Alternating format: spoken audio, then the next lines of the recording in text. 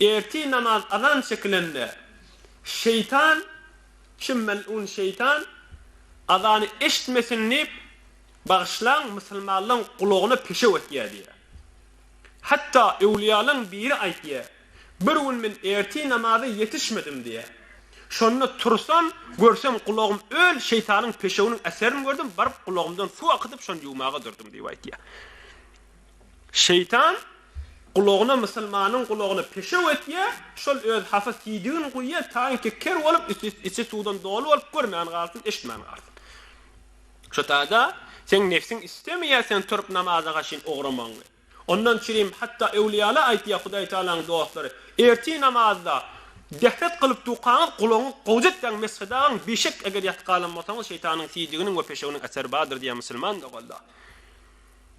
Nefsin istemeyen zadi gelende, nefsine ağır geleyen zatta ol Yahud Mesihli kabul etmeyendir. Ay bila nefsimize ağır geleyen bunu biz kabul edip bilecek değerli. Ve Huday Tebarek ve Teala nihayet rahmetini, nihayet bereketini döküp Kur'an-ı Kerim'i nazil edip biz Müslümanlara dert edivati, biz şolara ağzap dert alivati, nagat olukan bize nimettir Müslüman da valla.